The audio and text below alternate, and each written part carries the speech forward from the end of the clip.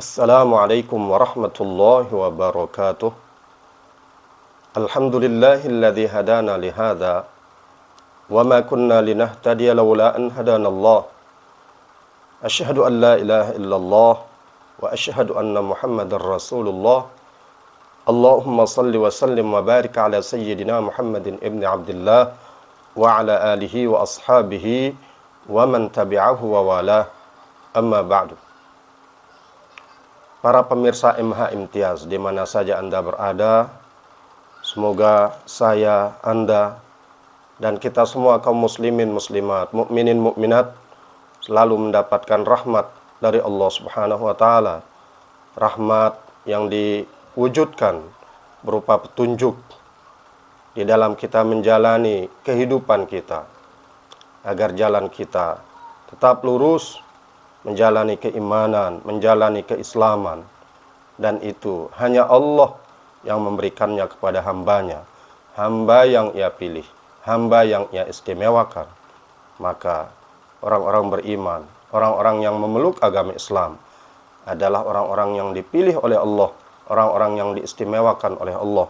Semoga kita bisa menjaga keistimewaan di dalam diri kita, karena Allah Subhanahu wa taala telah memilih kita menjadi hambanya yang beriman, hambanya yang menganut agama Islam. Salawat dan salam semoga Allah sampaikan kepada junjungan alam Nabi Muhammad sallallahu alaihi wasallam. Begitu juga kepada keluarga dan para sahabat beliau. Mudah-mudahan dengan salawat yang terus kita sampaikan kepada beliau, Allah Subhanahu wa taala menetapkan hati kita untuk menjadi umat Nabi Muhammad sallallahu alaihi wasallam. Sebuah status yang oleh para nabi terdahulu sangat diinginkan. Menjadi umat Nabi Muhammad sallallahu alaihi wasallam adalah status yang sangat diinginkan oleh nabi-nabi terdahulu. Mereka bahkan berdoa memohon kepada Allah Subhanahu wa taala agar dijadikan menjadi umat Nabi Muhammad sallallahu alaihi wasallam. Maka ketika Allah Subhanahu wa taala menjadikan kita menjadi bagian dari umat Nabi Muhammad sallallahu alaihi wasallam, itu juga merupakan keistimewaan yang diberikan oleh Allah Subhanahu wa taala kepada kita. Semoga kita bisa menjaga status ini, menjaga status sebagai umat Nabi Muhammad sallallahu alaihi wasallam ini, hingga kita dipertemukan dan dikumpulkan oleh Allah Subhanahu wa taala bersama beliau, para sahabat dan keluarga beliau sallallahu alaihi wasallam. Para pemirsa rahimakumullah, sudah kita mulai pembahasan bab yang ketiga dari kitab Mukasyafatul Qulub yang membahas tentang as-sabr wal marad, sifat sabar dan penyakit. Kunci untuk kita selamat dari azab Allah, kunci untuk kita mendapatkan pahala dan kasih sayang dari Allah, kunci untuk kita dimasukkan surga oleh Allah Subhanahu wa taala adalah kita menahan keinginan nafsu untuk mendapatkan kesenangan-kesenangan hidup di dunia. Karena memang itu yang diinginkan oleh nafsu. Nafsu tidak ingin kesusahan, nafsu tidak ingin penyakit, nafsu tidak ingin musibah. Yang diinginkan oleh nafsu kita adalah bagaimana kita senang, bagaimana kita bahagia hidup di dunia ini. Selain itu, kesabaran di dalam menjalani kesusahan hidup di dunia, kesabaran di dalam menerima musibah yang Allah timpakan di dunia, itu merupakan kunci lain untuk kita bisa meraih rahmat dan pahala dari Allah, untuk kita bisa selamat dari azab Allah, untuk kita bisa dimasukkan oleh Allah ke dalam surga. Para pemirsa rahimakumullah, bagi orang yang berakal, menghadapi musibah dengan kesabaran dan tidak mengadukan apa yang kita alami kepada makhluk, kepada selain Allah, itu adalah cara yang terpuji yang Allah kehendaki dari hambanya. Sebab ketika kita mengalami kesusahan, ketika kita ditimpa penyakit, ketika kita ditimpa musibah, kita mengadukan itu kepada manusia, kita mengeluhkan itu di hadapan manusia, seakan-akan kita mengadukan Allah. Kita mengeluhkan apa yang diperbuat oleh Allah untuk kita kepada zat, kepada makhluk yang tidak mungkin bisa mengatasi apa yang kita alami kalau Allah Subhanahu wa taala tidak menghendakinya. Maka bagi orang yang berakal, keluhannya, pengaduannya atas musibah yang ia alami, atas penyakit yang ia derita, itu hanya ditujukan kepada Allah Subhanahu wa taala. Karena memang keyakinan kita sebagai orang yang beriman, musibah, penyakit, ujian, itu semuanya datang dari Allah Subhanahu wa taala. Untuk apa? Untuk menguji keimanan kita. Agar keimanan yang ada di dalam hati kita, ketika kita bersabar menghadapi musibah, merasakan penyakit, dan menjalani semua ujian yang Allah timpakan, kita hadapi dengan penuh kesabaran. Yang dikehendaki oleh Allah Subhanahu wa taala adalah keimanan yang ada di dalam hati kita semakin meningkat, semakin kuat. Para pemirsa rahimakumullah, sebagai kelanjutan dari pembahasan bagian pertama dari bab yang ketiga, Al-Imamul Ghazali rahimahullahu ta'ala mengutip sebuah hikayat, sebuah cerita yang terjadi peristiwanya pada Bani Israel. Beliau berkata, "Hukiya annahu kana fi Bani Israel rajulun fasiqun wa kana la yamtani'u 'anil fisqi hatta dajja ahlu baladihi wa 'ajazu 'an man'ihi 'an fisqihi fatadarra'u ila Allah ta'ala fa awha Allah ta'ala ila Musa alaihi salam anna fi Bani Israel syabban fasiqa fa akhrajahu min baladihim hatta la taqa 'alaihim an-nar بسبب فسقه فجاء موسى عليه السلام فأخرجه فذهب الشاب إلى قرية من القرى فأمر الله موسى أن يخرجه من تلك القرية فأخرجه موسى عليه السلام فخرج إلى مفازة ليس فيها خلق ولا زرع ولا وحوش ولا طيور فمرض في تلك المفازة وليس عنده معين يعينه فوقع على التراب ووضع رأسه عليه وقال لو كانت والدتي عند رأسي لرحمتني ولبكت على مذلتي ولو كان والدي حاضرا لأعانني وتولى أمري ولو كانت زوجتي حاضرة لبكت على فراقي ولو كان أولادي حاضرين عندي لبكوا خلف جنازتي ولا قالوا اللهم اغفر لوالدينا اللهم اغفر لوالدنا الغريب الضعيف العاصي الفاسق المطرود من بلده إلى قرية ومن القرية إلى مفازة ومن المفازة يخرج من الدنيا إلى الآخرة آيسا من كل الأشياء. Para pemirsa rahimakumullah, ibarat yang menjelaskan tentang cerita salah seorang pemuda dari Bani Israel yang dikenal oleh masyarakat sebagai orang yang selalu berbuat kerusakan, selalu berbuat kerusuhan yang menyebabkan warga masyarakat resah dan tidak tenang di dalam kehidupan mereka dengan keberadaan si pemuda ini. Maka Allah Subhanahu wa taala mengutus Nabi Musa alaihi salam agar mengusir, agar mengeluarkan si pemuda itu dari desa yang ia tinggali. Maka Allah Subhanahu wa taala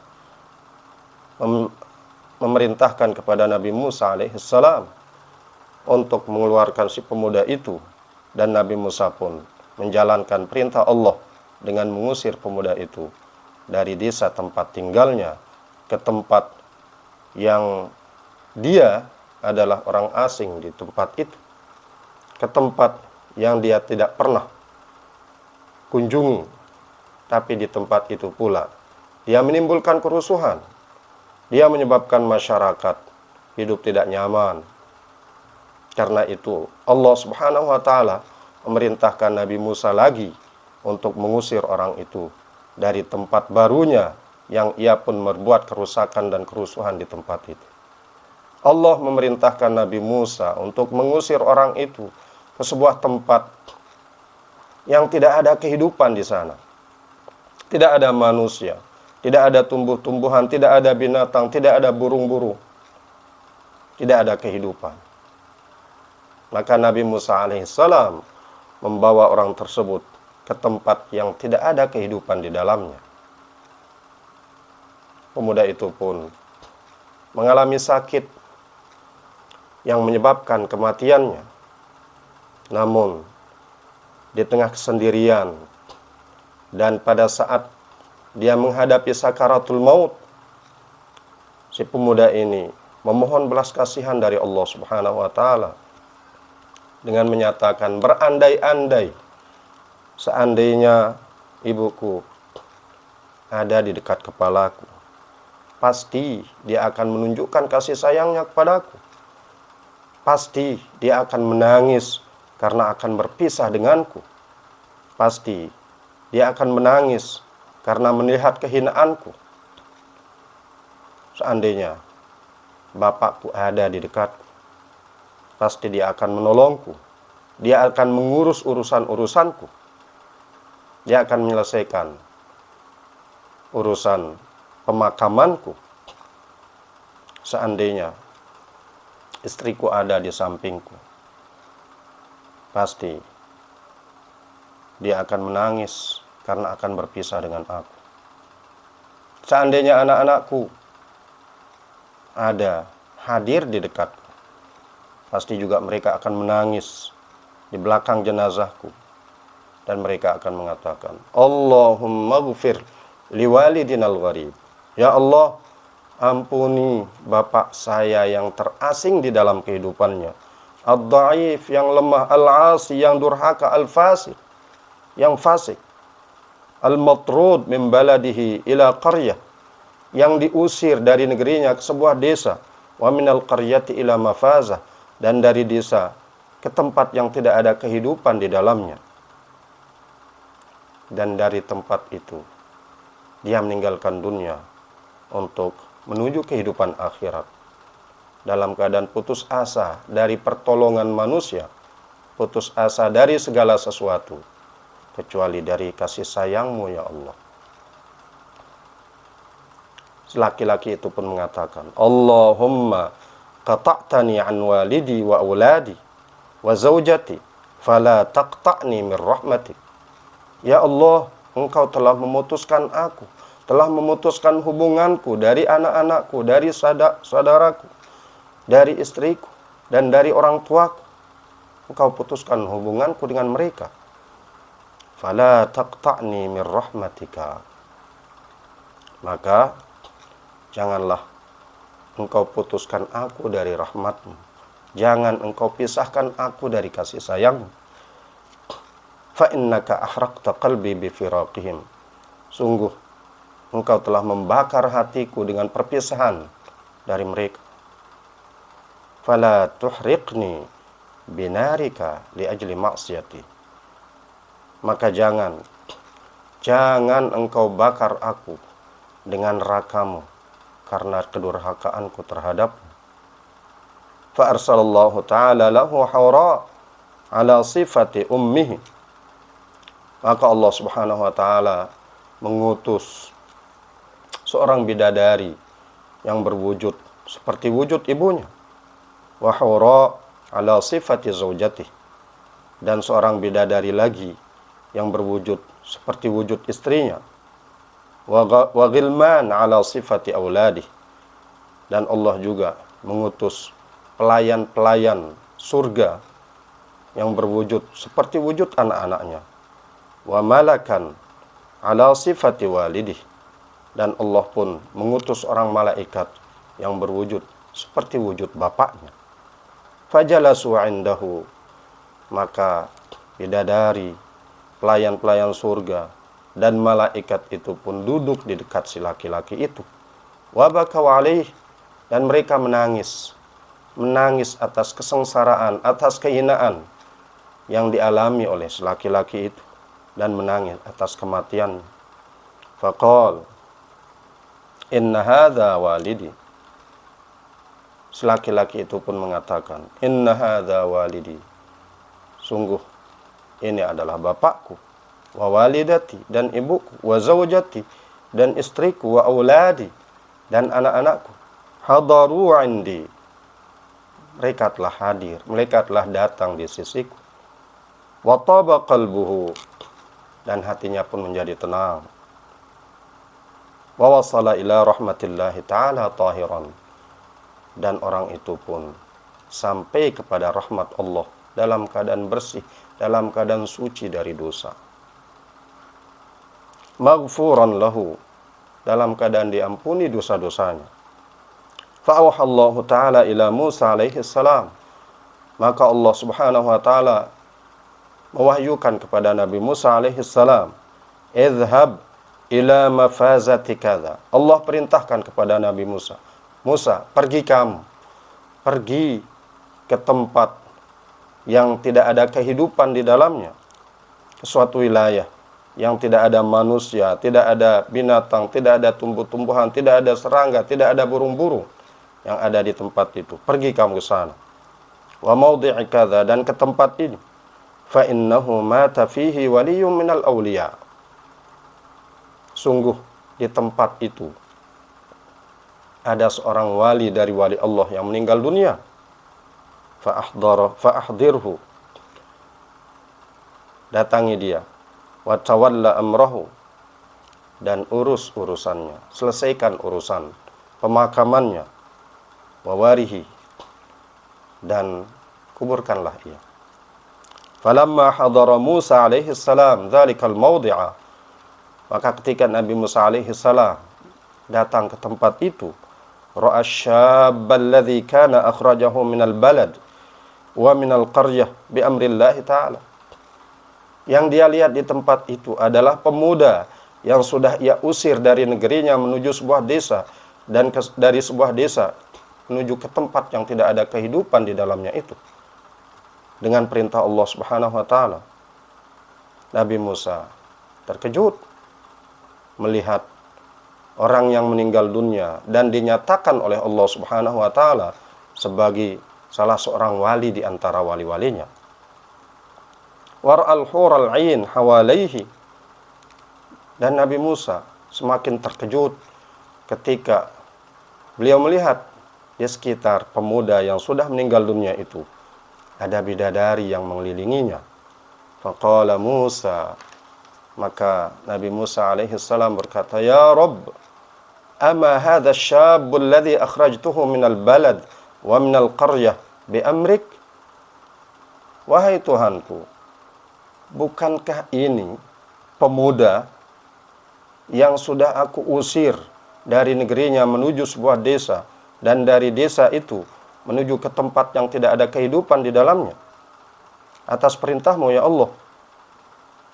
Faqala Allah Ta'ala, maka Allah Ta'ala berkata kepada Nabi Musa alaihi salam, ya Musa, wahai Musa, inni rahimtuhu wa tajawaztu anhu bi aninihi fi mawdi'ihi wa firaqihi wa tanahu wa walidatahu wa walidahu wa auladahu wa zawjatahu wa arsaltu ilaihi hawra'a ala sifati walidatihi wa malakan ala sifati walidihi wa hawra'a ala sifati zawjatihi yatarahhamuna ala madhallatihi fi ghurbatihi fa innahu idza mata al-gharibu baka alaihi ahlus samawati wal ard rahmatan lahu fa kaifa la arhamuhu wa ana arhamur rahimin.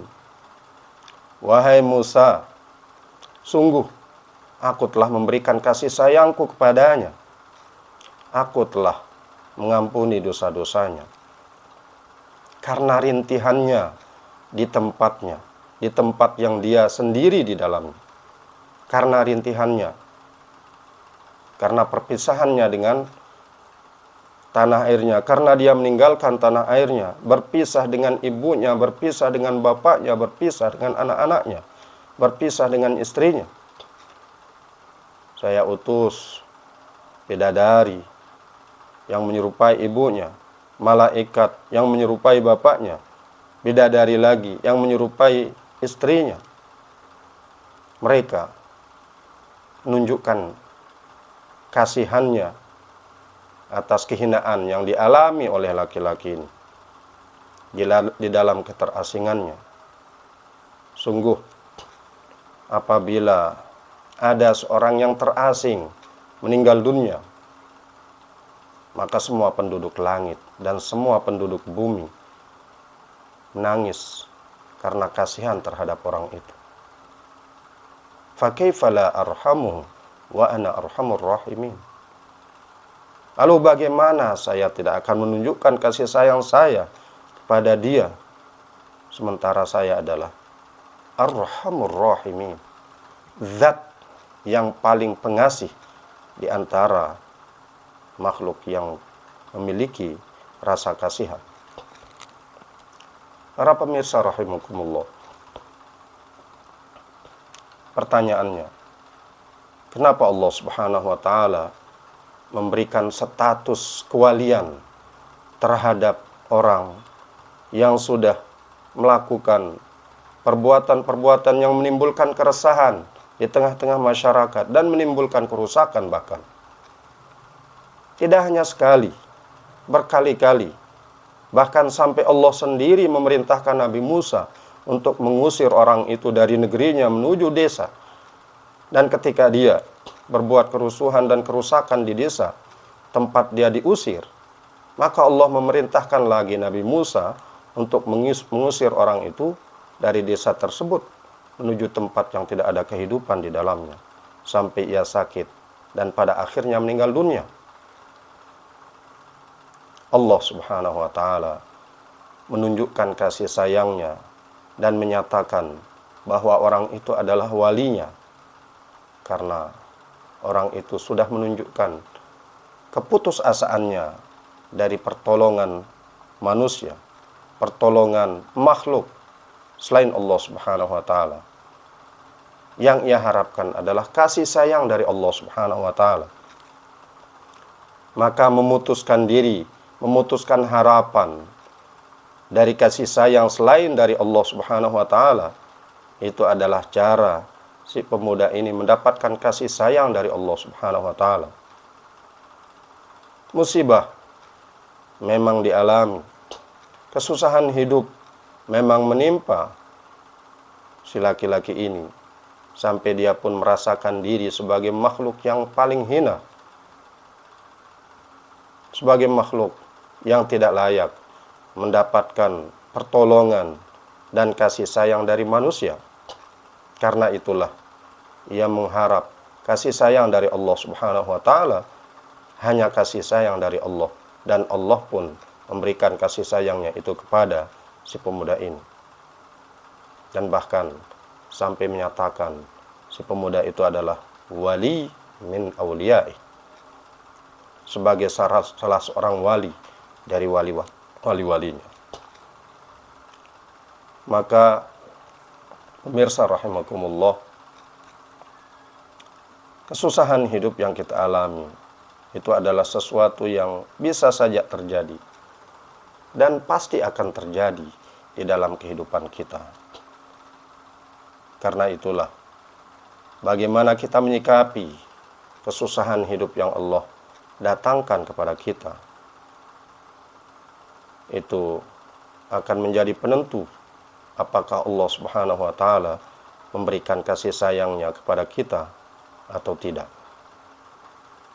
Maka keimanan kita akan mengarahkan kita kepada sikap terbaik yang nanti Allah Subhanahu wa taala akan berikan balasan yang terbaik pula.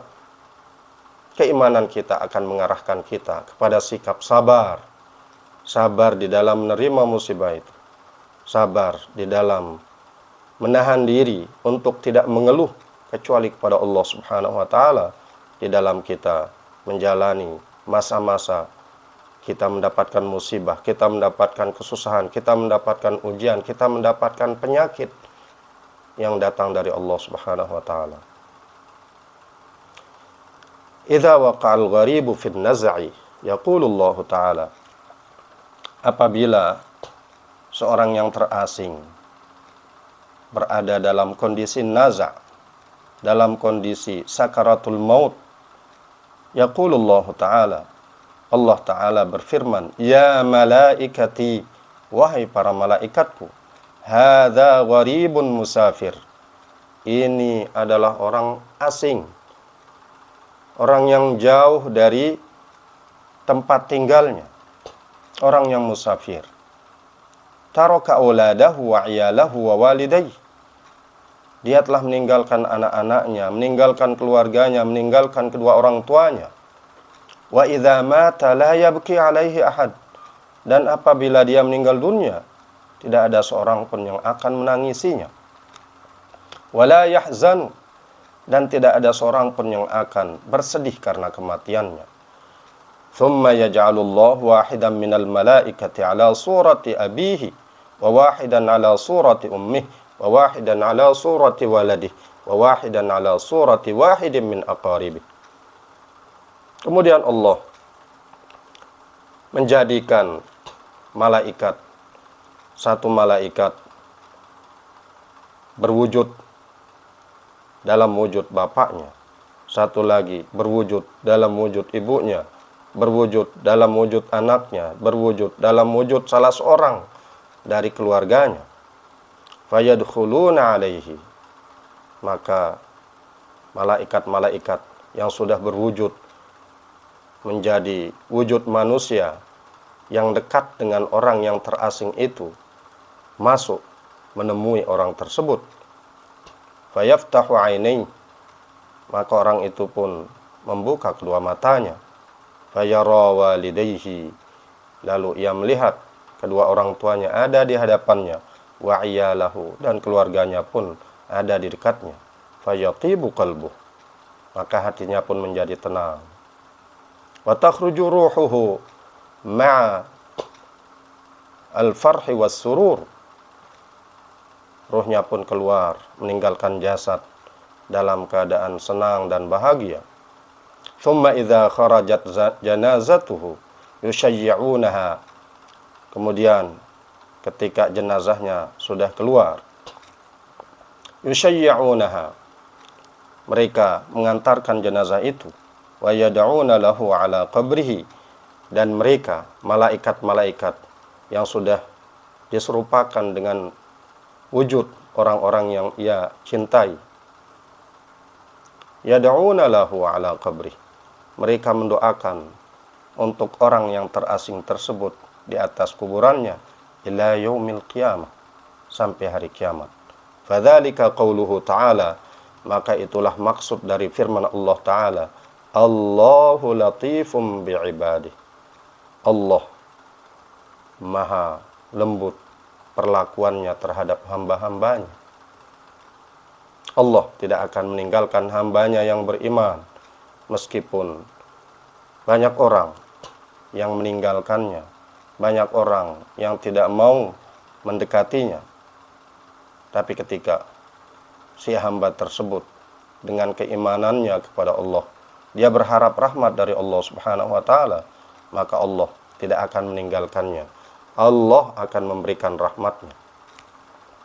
Wa qala Ibnu Atha, telah berkata Ibnu Atha, yatabayyanu sidqul 'abdi min kadhibihi fi awqatil bala war rakha, akan jelas tampak kejujuran seorang hamba dari kedustaannya fi awqatil bala, pada waktu-waktu ia ditimpa oleh ujian, warrakha, dan pada waktu dia mendapatkan kesenangan. Keimanan kita teruji, apakah betul-betul keimanan itu tulus ada di dalam hati kita, atau hanya sebagai lipstik, sebagai penghias mulut saja, sebagaimana halnya orang-orang munafik yang menyatakan beriman secara lisan, tapi di dalam hatinya kosong dari keimanan.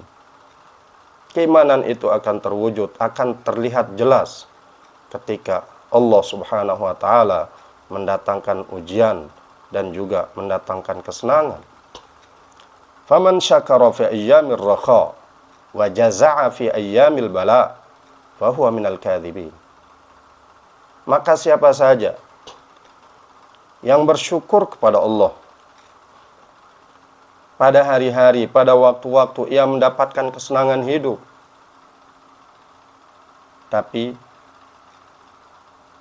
dia merasa susah, merasa takut, merasa bahwa Allah Subhanahu wa taala tidak sayang kepadanya. Di hari-hari Allah Subhanahu wa taala mendatangkan ujian, fahuwa minal kadzibin. Maka orang tersebut termasuk orang-orang yang dusta, termasuk orang yang tidak jujur di dalam keimanannya. Ini pula yang Allah nyatakan di dalam surat Al-Fajr, di mana Allah Subhanahu wa taala mengatakan, fa ammal insanu idza mabtalahu rabbuhu fa akramahu wa na'amahu fa yaqulu rabbi akraman. Maka adapun orang-orang yang apabila Allah memberikan harta yang berlimpah kepadanya dan Allah memuliakannya, dia mengatakan, Rabbi akraman, Tuhanku telah memuliakan aku dengan memberikan harta yang melimpah ini, dengan memberikan jabatan yang tinggi ini. Wa amma idza mabtalahu rabbuhu faqadara alaihi rizqahu fayaqulu rabbi ahanan. Adapun ketika Allah mengujinya dan Allah mempersempit rizkinya, dia pun mengatakan, Rabbi ahanan, Tuhanku telah menghinakanku. Inilah ciri orang-orang yang munafik, orang-orang yang tidak jujur di dalam keimanannya, orang-orang yang beriman hanya di dalam mulutnya saja. Ia tampakkan keimanan itu hanya di mulut saja, tapi hati kosong dari keimanan. Walau ijtama'a fi rajulin ilmu tsaqalain thumma hajat alaihi riyahul bala fa azhara syakwa lima nazala bihi la yanfa'uhu ilmuhu wa la amaluh. Kalau seandainya ada seseorang yang menguasai ilmu tsaqalain, ilmu bangsa manusia dan ilmu bangsa jin, kemudian Allah meniupkan atasnya angin ujian, lalu dia menunjukkan keluhan terhadap manusia, keluhan di hadapan manusia atas apa yang Allah timpakan kepadanya, la yanfa'uhu ilmuhu wa la amaluh. Maka ilmu dan bahkan amal orang tersebut tidak akan memberikan manfaat kepadanya ketika dia mengeluh kepada manusia terhadap apa-apa yang ditimpakan oleh Allah kepadanya. Kama jaa fil haditsil qudsi, sebagaimana disebutkan di dalam hadis al-qudsi, yaqulullahu ta'ala, Allah Subhanahu wa ta'ala berfirman, man lam yarda biqada'i wa lam yashkur li'ata'i falyatlub rabban siwa'i. Siapa saja yang tidak ridha dengan ketentuanku dan tidak bersyukur terhadap pemberian-pemberianku, falyatlub rabban siwa'i, maka hendaklah ia mencari Tuhan selain aku. Allah Subhanahu wa ta'ala menentukan kebaikan dan keburukan bagi hamba-hambanya. Maka ketika seseorang senang, bahkan bersyukur terhadap Allah atas kebaikan yang ia terima, tapi ketika Allah menentukan suatu yang tidak baik, sesuatu yang menyusahkan dia, dia hadapi dengan keterkejutan, dia hadapi dengan keluhan, maka itu menunjukkan keimanan orang itu, keimanan yang dusta, keimanan yang tidak sebenarnya. Haka Wahb bin Munabbih telah menceritakan oleh Wahab bin Munabbih rahimahullah ta'ala, anna nabiyan abadallaha khamsina aman, bahwa seorang nabi telah menyembah Allah selama 50 tahun. Fa'auhallahu ilaihi, maka Allah memberikan wahyu kepadanya, an qad ghafartu laka, anni qad ghafartu laka. Allah menyampaikan kepada si nabi itu, anni qad ghafartu laka, bahwa saya sudah mengampunimu. Faqal, maka si nabi itu berkata, ya Rabbi, limadza taghfiru li wa lam adznub qattu. Wahai Tuhanku, kenapa engkau mengampuniku padahal saya tidak pernah berbuat dosa? Fa amarallahu araqahu fadaraba alaihi wa lam yanam tilkal lailata. Maka Allah Subhanahu wa taala memerintahkan